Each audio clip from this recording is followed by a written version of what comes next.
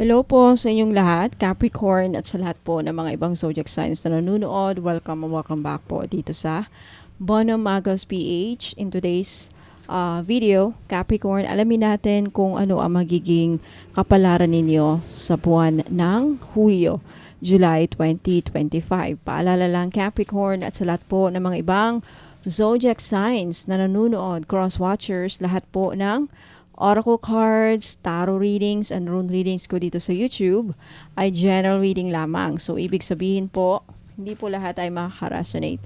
Kunin nyo lang kung saan kayo nag-resonate Capricorn at iwan yung hindi.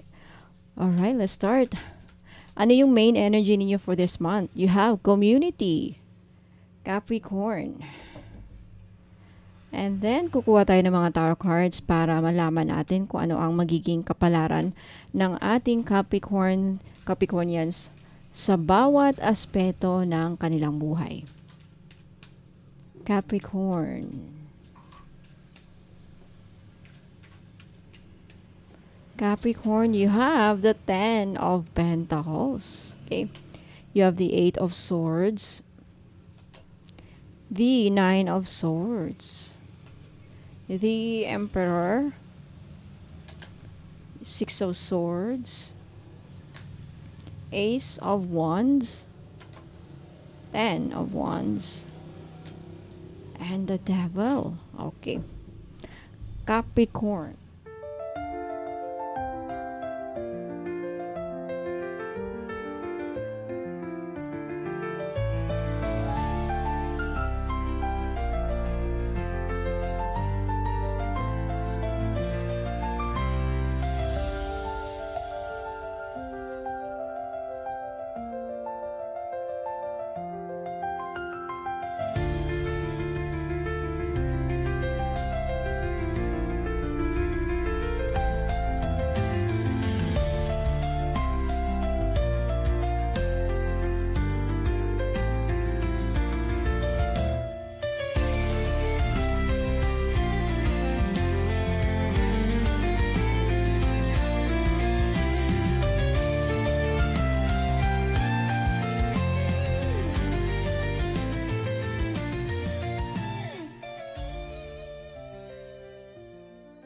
At para naman sa runes, Capricorn, tignan natin. To complete your reading, kukuha tayo ng 3 runes para sa magiging kapalaran niyo ngayong buwan ng Hulyo for Capricorn. Capricorn. Pertro. Okay. Raido and I think this is Hagalas. Tignan natin. Alright, Capricorn, let's start with your main energy this month. No, you have the community. So, sa buwan na ito, Capricorn, ang pangunahing energy mo, first, yung main energy, ay umiikot sa community, kung saan kayo nabibilong. Sa connections ninyo at sa support system. So, ibig sabihin nito, Capricorn, mas lalalim ang papel ng ibang tao sa buhay mo. Okay? So, whether kapamilya mo man ito, kaibigan, or perhaps co-workers din, o mga kasama sa business kung meron kayong negosyo, or this could also be about your spiritual journey, kumbaga. So, ibig sabihin nito, Capricorn, this month, hindi ka nag-iisa. Mararamdaman mo ang support nila. Ang tagumpay mo ay lalong mapapalago kung matututo kang magtiwala this month, makipag-collaborate this month, at matutong tanggapin ang tulong ng iba. Kasi iyan ang means ang tao kasi ginagamit na instrumento ng Panginoon. Lalo na pa kung nagdadasal ka, humihingi ka ng mabago ang buhay mo. So, magpapadala ang Diyos ng tao para matulungan ka sa mga sitwasyon mo. Okay? Yan ang mga, sa paraan na yan, tutulong ang Panginoon sa'yo. Okay? So, may mga positive energies akong nakikita dito para mangyari sa buhay ninyo this month, Capricorn. So, unang-una, it has something to do with networking. Sa makaresonate lang po. Networking at bagong ugnayan. So, may possibility na makakakilala ka ng mga taong makakatulong sa growth mo. Okay? Whether sa business growth mo yan, sa career growth mo, financially, again, or it could also be just emotionally or even spiritually. And also, paglapit no sa pamilya or tinatawag nating soul tribe. Kung hindi naman mismong family, kadugo, could also be just your soul tribe. Okay, soul family. So, ito yung month na to kung kailan mas magiging connected ka sa mga taong, let's say, mahalaga sa iyo. Yun na nga, makakatulong. Okay, and it could also be, this card could also be about teamwork sa trabaho or negosyo. So, hindi mo kailangang, kumbaga, akuin lahat this month. Okay, collaboration is the key para maging successful ka ngayong buwan na ito, Capricorn. Okay, and paalala din, may paalala sa iyo ang barahang ito with regards to your shadow side this month, Capricorn. So, minsan kasi ang pagiging masyadong independent, some of you, okay, hindi lahat, ay nagiging dahilan para mahirapang humingi ng tulong, Capricorn. So, ngayong buwan na ito, parang pakiusap ng universe, let people in. Okay, so makaka-resonate lang po. And huwag mo ring kalimutang ikaw rin ay bahagi ng support system, right, ng iba. And your presence can also be healing for someone else. Ayan. So, Capricorn, ngayong buwan na ito, ang lakas mo ay manggagaling sa pakikipag-ugnayan sa iba. Okay? Hindi ito panahon, this is not the month para lumayo ka or mag-isolate. Okay? Sa ibang panahon siguro yan. Bagkos, sa halip, ito yung perfect time para bumuo ng partnerships. Sa makaka-resonate lang po, again, sa mga panahon para mag-reconnect or lumapit sa mga taong tunay na may malasakit sa iyo. And the more you open your heart this month, the more blessings will flow in. Alright, now, punta tayo sa inyong mga tarot cards for your love aspect. You have the Eight of Swords and the Devil. Okay, sa aspeto ng pag-ibig, Capricorn, may indication o indikasyon na naiipit yung iba sa inyo sa isang toxic pattern or sa isang relationship na very toxic. So, parang kahit gusto mong umalis o magbago ng direksyon sa buhay, pag-ibig ninyo, may takot or guilt kayo na nararamdaman or bumipigil sa inyo. Okay? So, maari ito ay attachment na tinatawag or control issues or emotional manipulation. Kasi andito yung Devil. Yung Eight of Swords naman ay nagpapakita dito na hindi talaga totally sarado ang daan. Okay?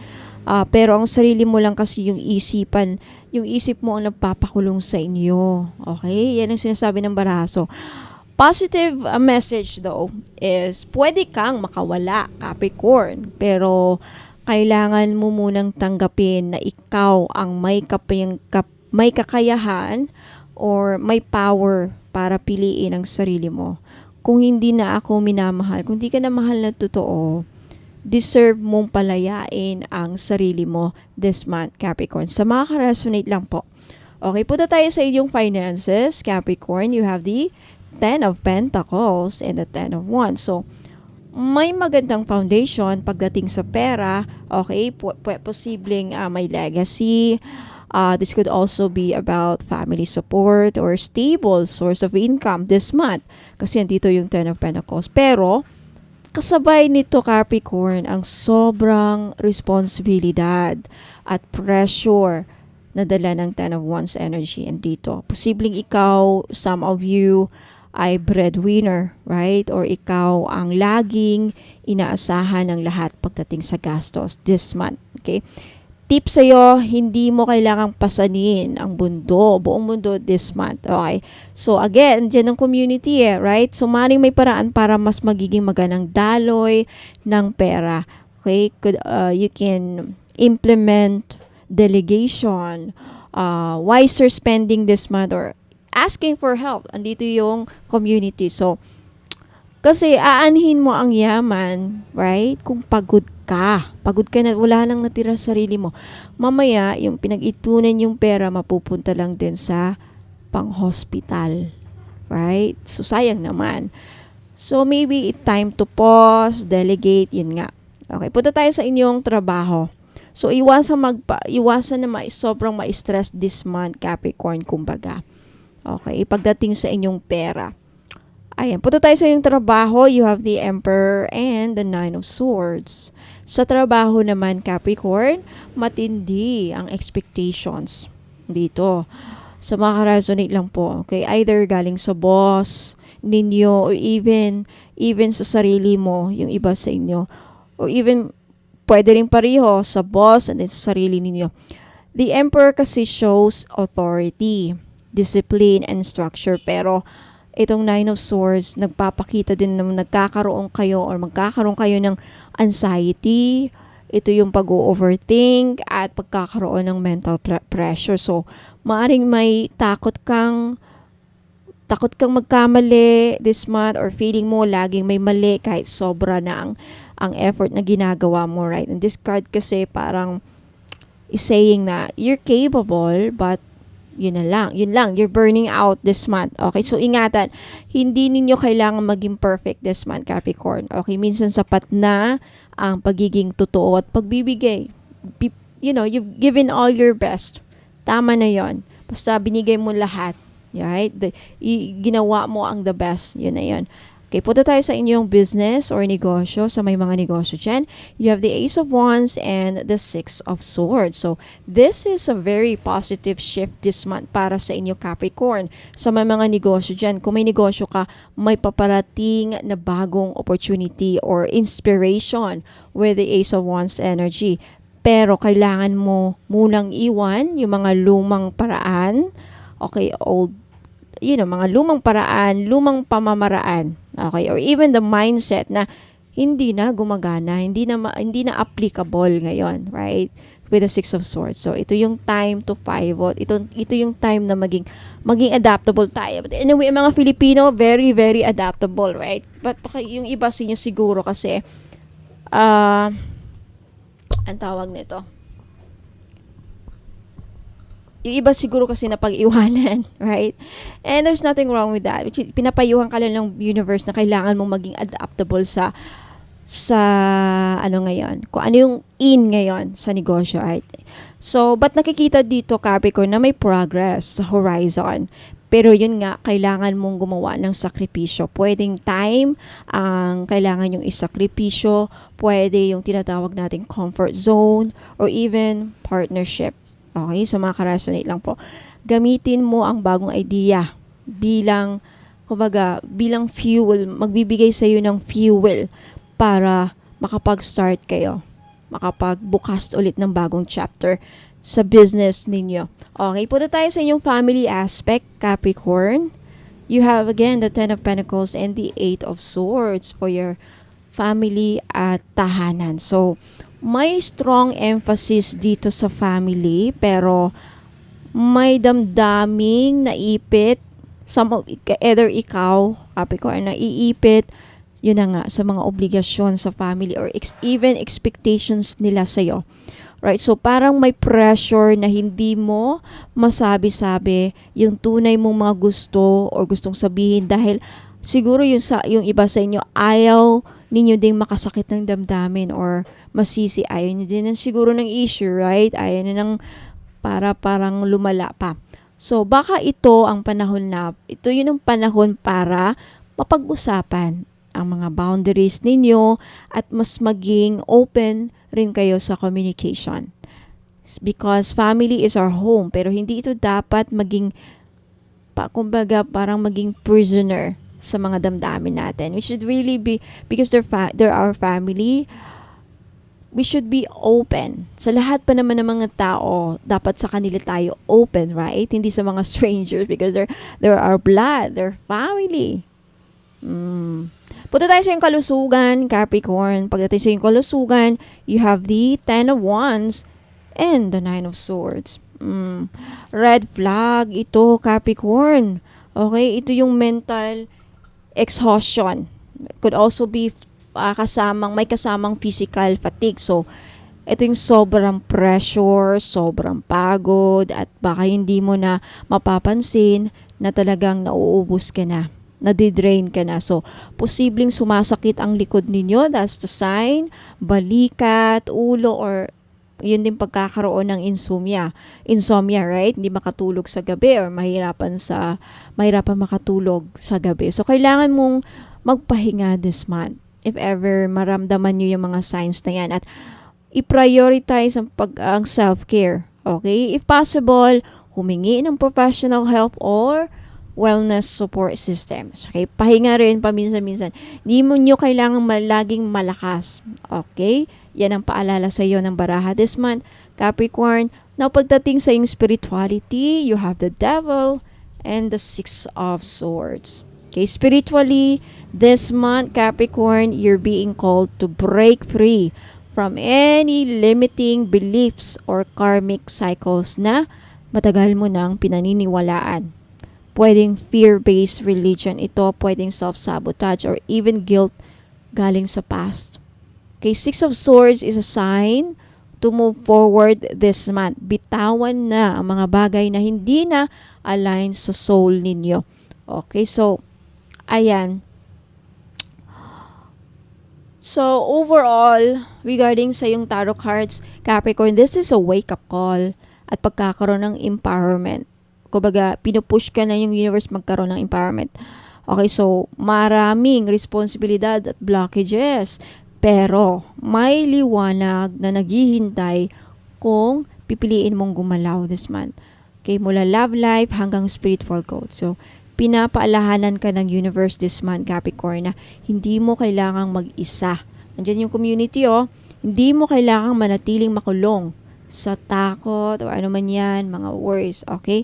Now, okay, punta tayo sa inyong mga runes, Capricorn. Runes.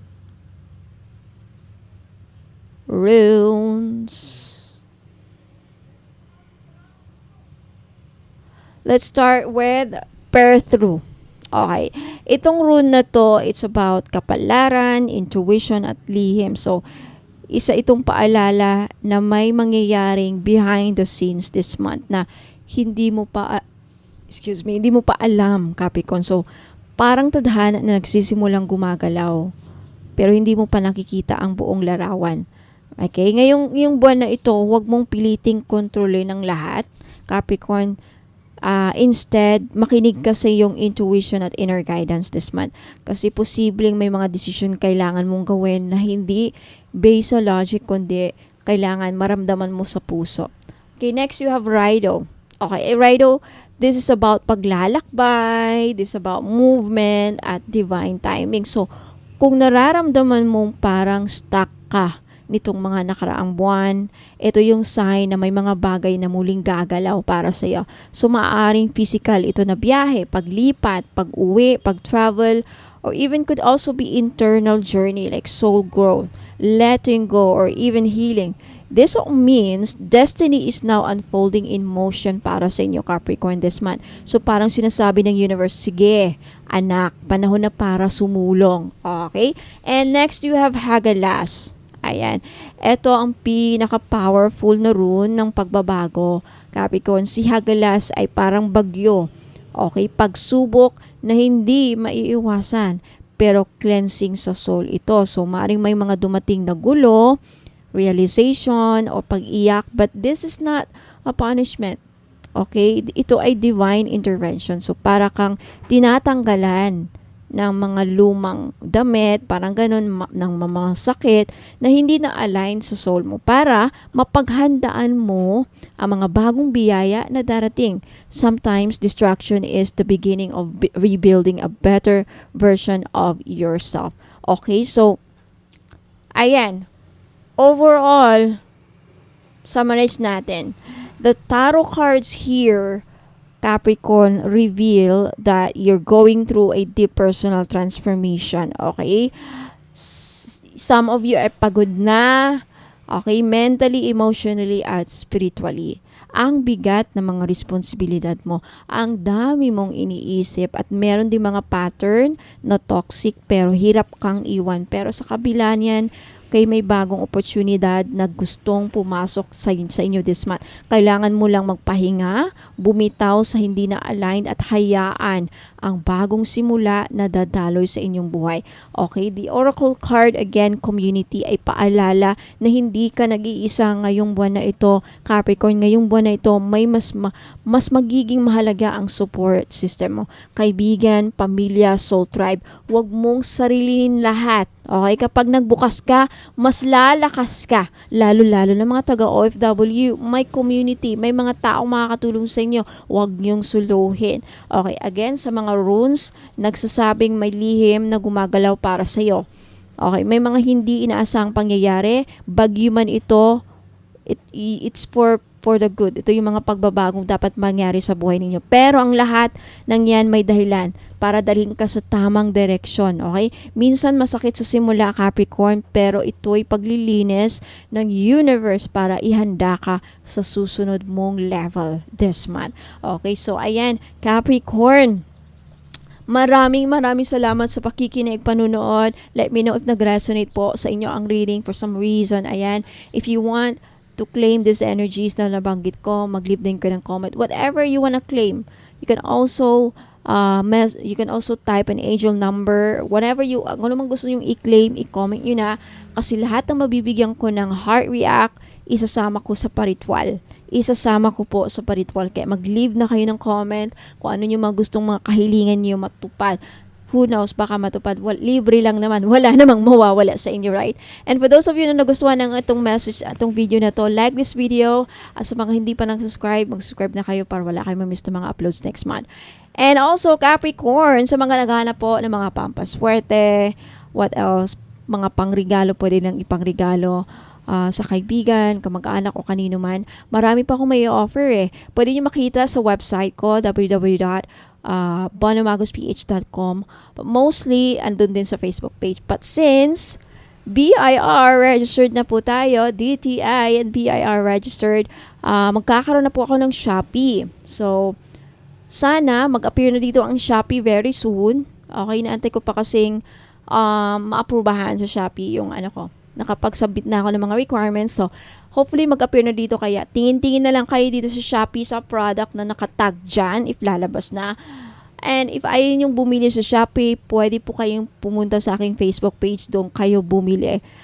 Kaya lang sa Shopee, wala na pong COD. Hindi po ako nagka-cash on delivery dahil po sa mga ritual na ginagawa ko.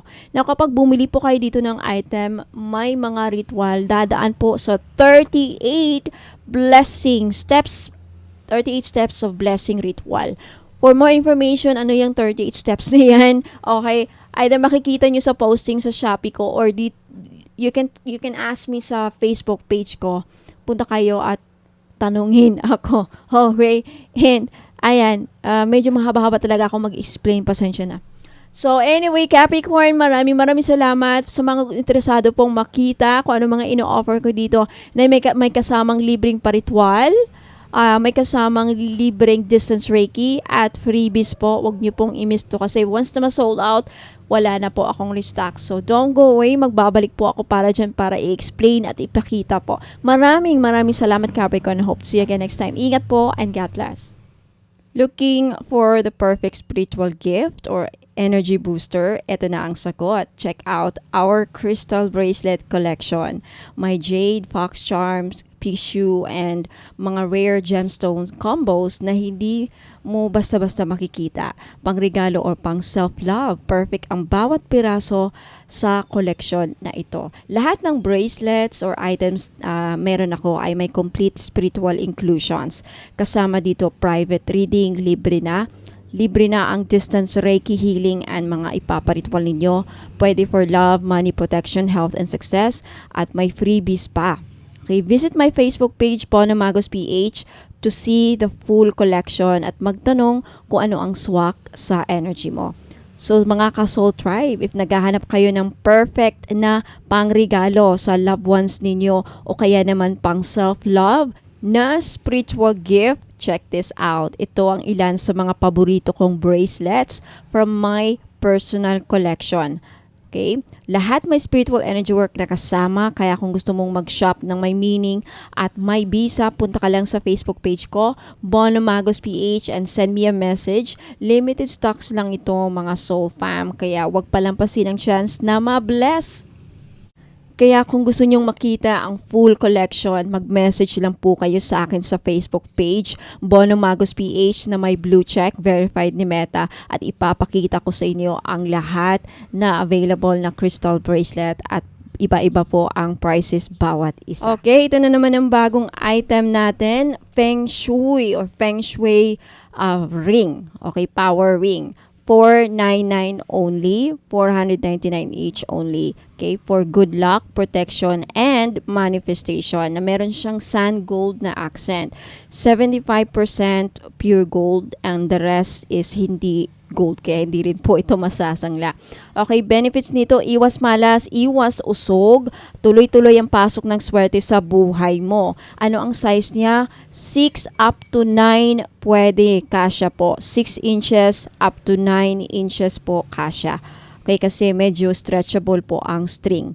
Ang Feng Shui red string na ring na ito ay hindi lang basta accessory. Isa itong energetic tool na gawa sa matibay na red braided cord, symbol of protection and connection. At may accent na sand gold bead na sumisimbolo ng abundance, power, and prosperity. So this is for protection against evil eye at envy or selos, attracts good luck in love, money, and career, boosts inner strength and confidence, perfect for everywhere, and simple yet powerful. Okay.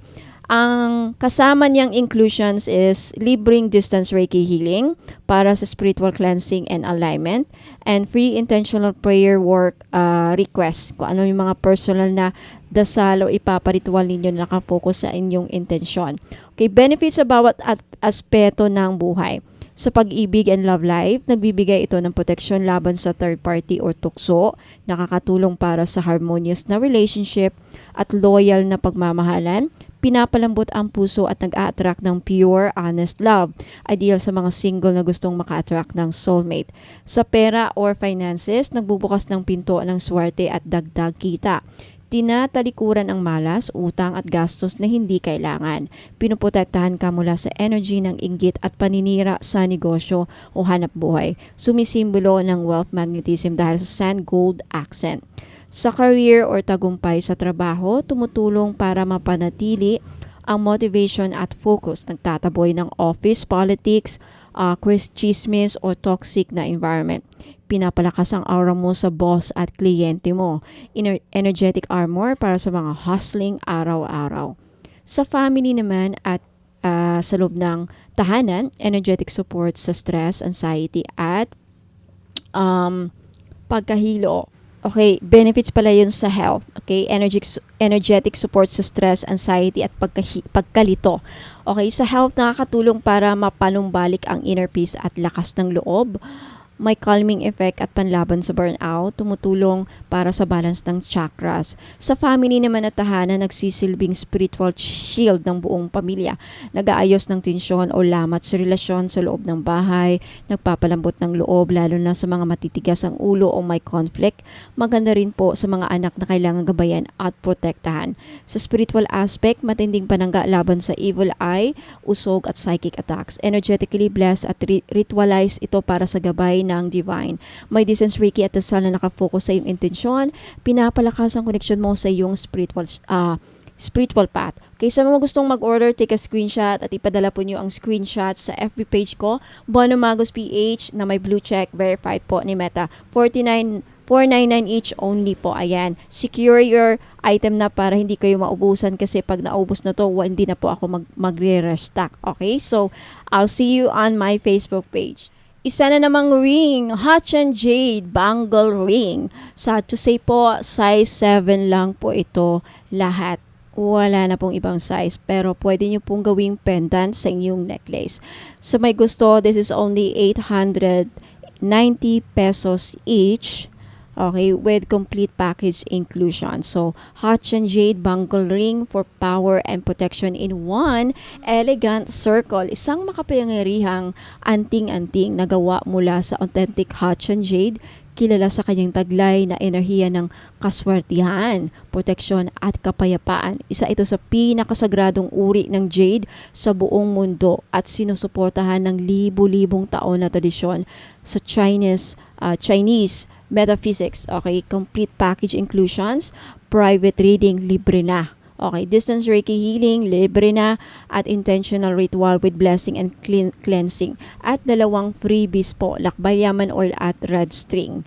Ayan, so mga benefits about aspeto ng buhay sa pag-ibig at relasyon, nagpapalakas ng emotional healing lalo na kung galing sa heartbreak o trust issues, pinoprotektahan ang relasyon laban sa third party, interference at malas na mata.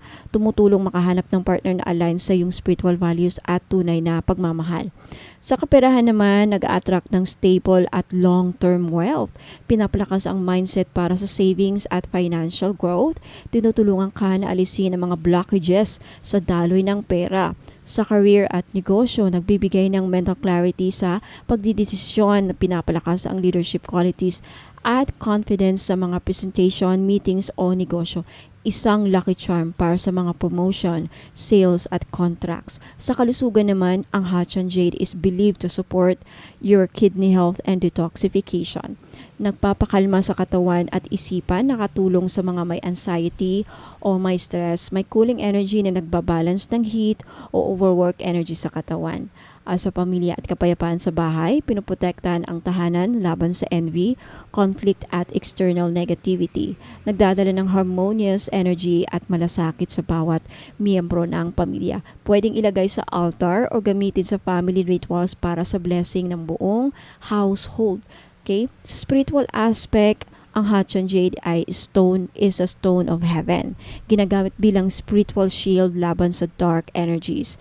Nagpapalakas ng koneksyon sa ancestral wisdom at divine guidance. Magandang gamiting proteksyon sa tuwing lalabas ng bahay o makakaharap ng maraming tao. Okay, sa mga gustong bumili, this is only 890 pesos each. Take a screenshot at i-message nyo po, ipadala nyo po ang screenshot sa Facebook page ko, Bonum Magos PH, verified na po at may blue check ne Meta. Okay, suotin araw-araw sa right hand for action and success, left hand for reception and protection.